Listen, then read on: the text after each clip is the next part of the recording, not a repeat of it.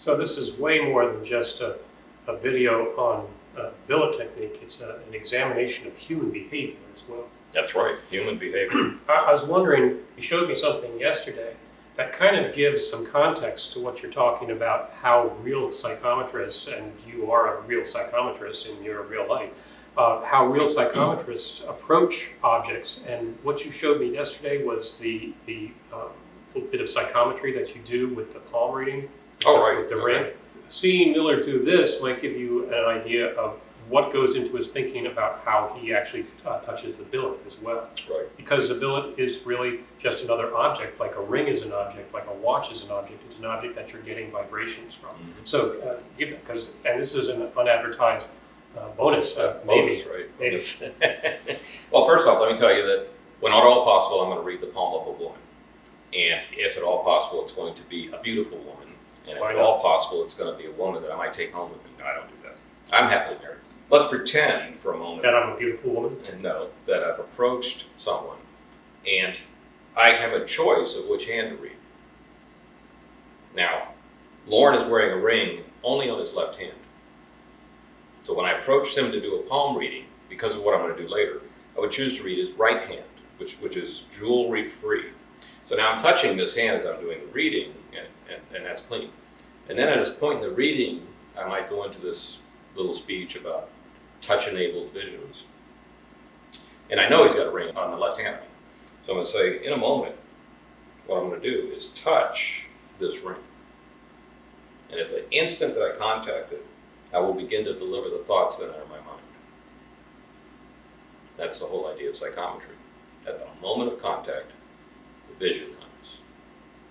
And so I'll come down tentatively as I approach. I'm making a big show of this. That this gets the person really turned on to what's going to happen here, because they don't know.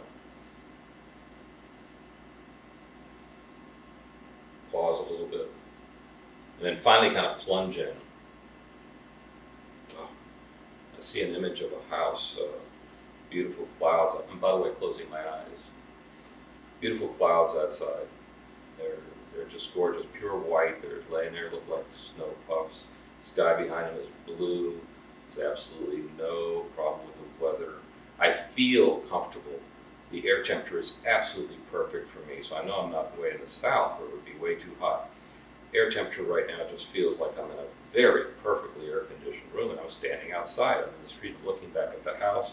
Wow, the house has white walls and a grayish roof. It's a kind of a two-story thing with an A-shaped roof. In the yard, I see a swing set. Nobody's on the swing set right now, but I see a swing set there in the yard. The yard is fenced in with a white picket fence. In the yard is a dog. I see a dog in the yard. He's just kind of laying there. He doesn't seem to be too interested in anything. And now I'm approaching the house. I'm walking in. I open the gate. The gate squeaks as I open it. It's a little tough to open, as though it's not used regularly. And I go up there. I approach the door, and now the dog is barking at me. But luckily, he's chained, so he can't get me. I'm knocking on the door, and there's no answer, and there's nobody home. And that's the kind of a vision that you can have. Now, what am I doing in this vision? I'm describing the vision as though I'm there. I'm not saying somebody else is there. I'm describing not only what I see, but I'm describing what I feel. In some cases, I'm making a judgment based on what I feel, like I said just then. And by the way, none of this was rehearsed, what I just did. And I'll interject here that it was eerie how accurate you were. At what? What you said. In what way? Let's hear this. What am I accurate about? Well, no, because I think that's a subject for another DVD. Oh, okay. Things, but, you'll tell me later? Yeah, I'll tell you how much. What I just demonstrated here for you was not prepared by Lauren and I. I touched his ring, and those are the images that came to my mind. And I should also say you've never been to my home in Vermont, so. That's true, right? Yes, or seen pictures of it. Because, see, I only travel astrally, never in the flesh. Well, so I'm delivering not only what I see, but I'm delivering what I feel. I'm feeling the air temperature. I'm delivering what I hear, the squeaky fence, the barking dog. So those are the three primary ways that we interact with the world: what we see, what we hear, and what we feel. Now, the other two ways is smell and taste. I don't often go there. Taste is one of the more difficult ones. Every once in a while I'll have a vision where there's some tasting involved. And more often than that I'll have visions where there's some odors involved. But typically my visions I restrict to the three major things. And I try and touch on all three every time. To just describe something visually doesn't really give people the impression that you're experiencing it. But when you start talking about how you feel, what's the air temperature, are you hot, cold, sweating, freezing, is it raining, snowing, a hurricane is coming, whatever is going on, touching the door, you can say, oh, wow, this door is really dirty or sweaty or greasy or whatever. You can interpret those touches.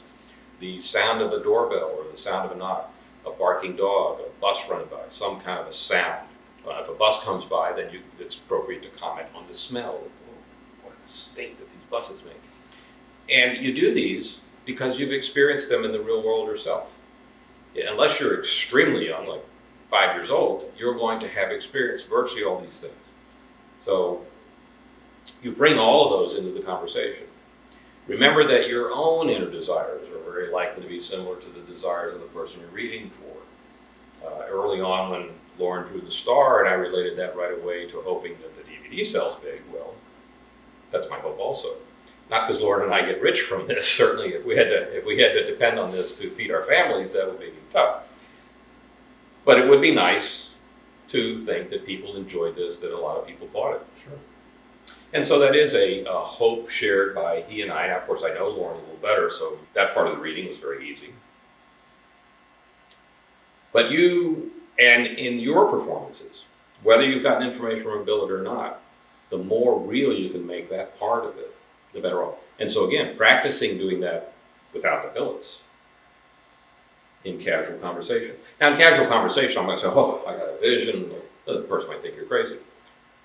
But you might describe to them as though you had been there in the real world someplace. For instance, you and I may be talking about going to a certain movie, whatever hit movie is out now. What's a good movie that's out now? Pirates of the Caribbean. Pirates of the Caribbean. And say, you know, I was once on a cruise ship. And it was very interesting that on this cruise ship, I could look out there and I could see that the water was pretty rough, but the cruise ships apparently were so large that they hardly moved. I just still felt like I was on land. And I could walk easily, there was no sensation of seasickness or any of that stuff. You just feel totally secure on the cruise ship. And walking around, and even as I get close to the rail and look over, and I can see that the ocean is pretty turbulent, but it doesn't translate to me. It's very confusing. Because my conscious mind says, well, I'm on a ship. But subconsciously, there's really no indication that I'm on a ship, because the thing is just so massive that it's not being moved around. And then you walk inside, and you don't hear the sounds of the ocean. You hear sounds, so now you feel like you're just in a hotel someplace. You don't realize anything is unusual. And again, your conscious mind knows, I'm on a ship. I can't see land no matter which way I look. And yet, in here, it's like I'm in a hotel. So you can practice things like that. Now I'm just describing something that I might have seen in the real world, as opposed to saying I'm seeing a vision of him. But it gives me practice in being descriptive and bringing more of my senses into play. So those are things you can do all the time in every conversation you're in to prepare yourself for the interaction with people that's required in order to pull off the billet work correctly.